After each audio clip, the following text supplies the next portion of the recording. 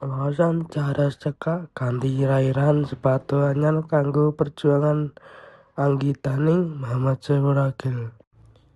Ing sawijining desa cilik ing pinggiran Gunung Wilis, urip sawijining bocah jenenge Paiman.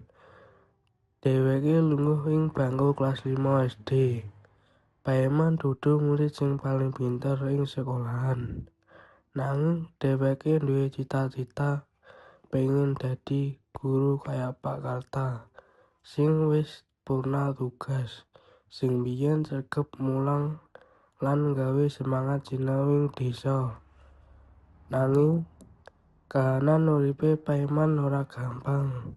Wong tuwane mung buruh tani, uripe pas-pasan banget kanggo lunga menyang sekolahan sing jareke luwih saka 2 kilometer. Paiman mung duwe siji sepatu sing wis suwek ing ngarep lan tapake wis kerep kudu diincepi nganggo tali. Dheweke tansah ngati-ngati anggone mlaku, wedi menawa sepatune siji-sijine kuwi ambrol.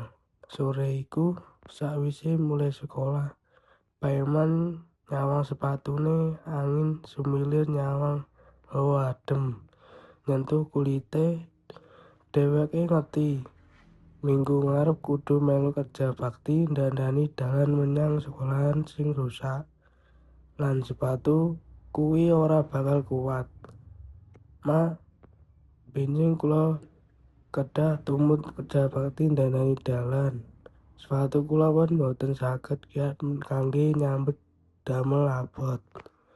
Menawi punika saged takilipun copot, matur Paiman marang ibuke.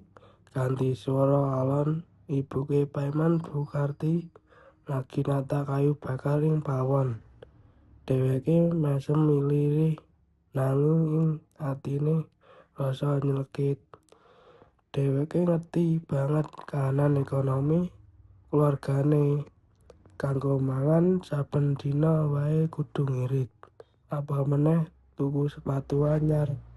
Iya man, mengko tak usahake. Sesuk sakwise ibu dodol ing pasar, sisan tak delok sepatu sing regane miring.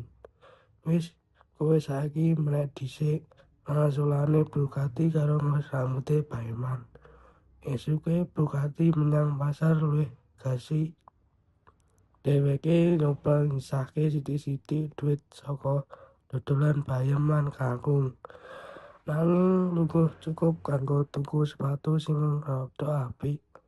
Ing jero pasar, Bugatti weruh ana sepatu second sing irih takon apik nanging regane murah. Senajan dudu sepatu sing diimpekane Paiman, nanging luwih apik timbang sing wis suwek.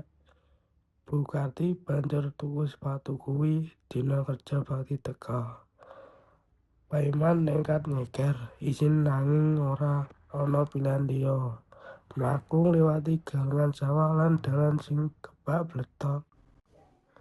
Nalika mulih sepatune tuwane sing dienggo bapake wektu budal kerja bakti ilang siji, digawa banyu banjir cilik.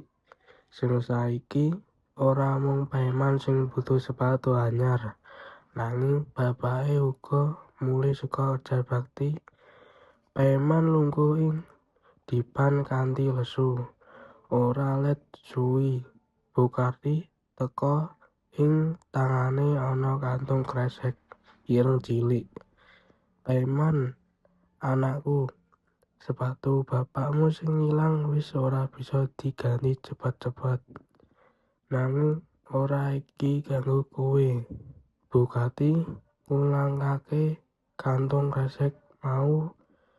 Paiman njupuk sepatu iku.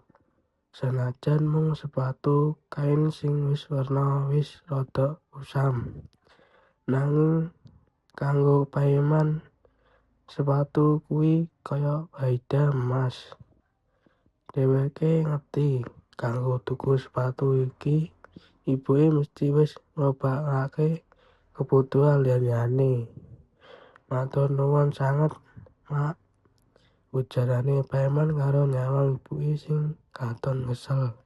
Nanging raine sumringah.